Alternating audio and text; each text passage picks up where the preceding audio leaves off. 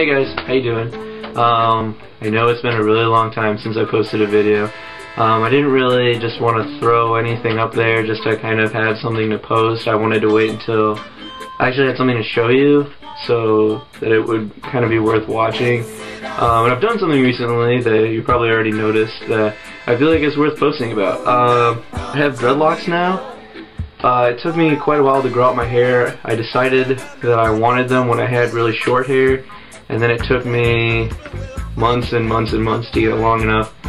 It was, well, I'll show you, this is what I looked like right before we did it. And this is what I look like now, obviously. I lost probably about a third of the length. It was down around my mouth, I think, before I put them in locks. Obviously they're still really frizzy.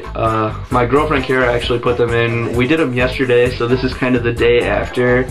I kind of wanted to do a before video, but I don't think I really would have had that much else to say other than kind of what I'm going to say now. There's already a lot of people on YouTube that have their dreadlock journeys that are on there, but I kind of wanted to do mine too, other than just to document it for myself. But one of the things that, you know, if you're considering dreadlocks or if you're wanting them or you're growing your hair out, is you watch videos all the time because you want to learn how to do it. You want to see other people's experiences with it and how they handle it.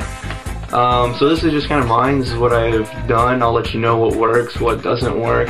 One thing that I'm doing probably a little bit different than most people is, although I'm not going with the natural dreadlock style or the neglect style where you just kind of don't really do anything with your hair, I did actually intentionally put them in dreadlocks, but I'm not using really any extra products for it or anything. I'm not using any wax at all whatsoever.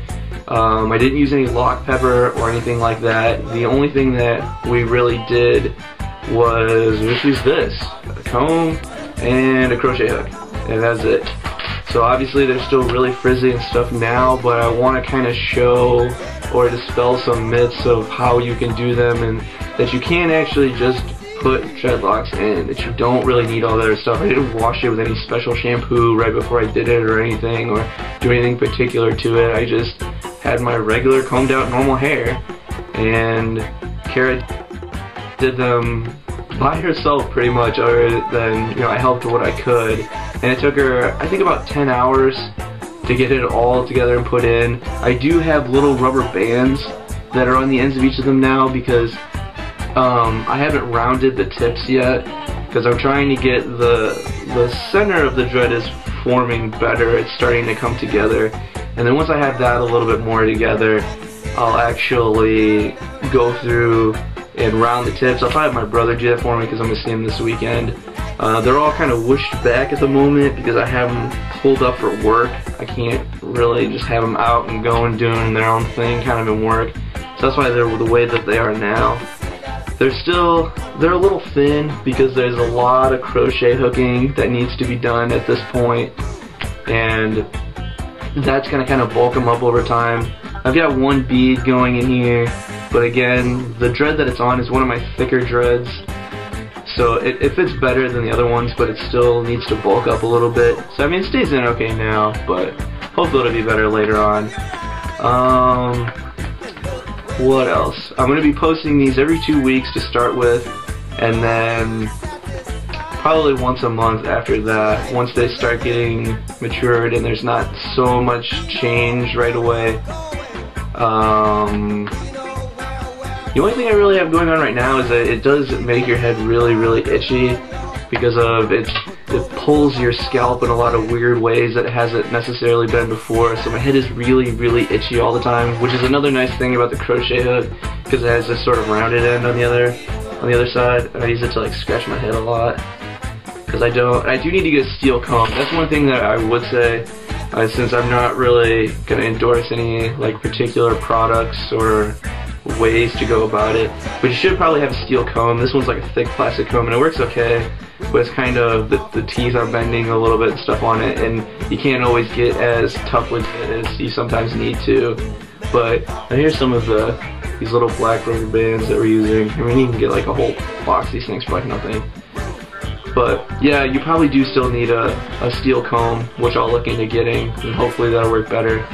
And I mean, for those of you who don't know, I just sectioned off my hair. I personally have around 50, maybe a little more dreads, if you want to know, for like, if you're trying to figure out how many you want. I know some people do upwards of around 200, but I didn't want anything anywhere near that thin. But I didn't want just like a few really big ones either for people who only have like maybe 20. So I went with around 50, and if it works for me. And you pretty much just section off your hair however you want. I didn't do like a real specific pattern. I wanted kind of a natural look, which I think has come out fairly well. And after you section it off, you just start at the root and you just back comb. Just comb in reverse, maybe like a ½ inch worth at a time, and work your way back until it gets really puffy and knotted.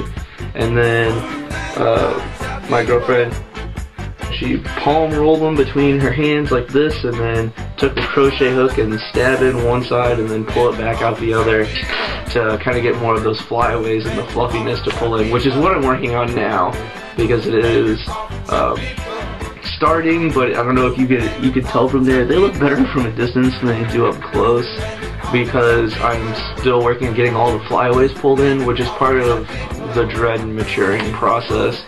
So I mean, that's going to take a while, but they're getting there. I don't know that I really had anything else to say right now.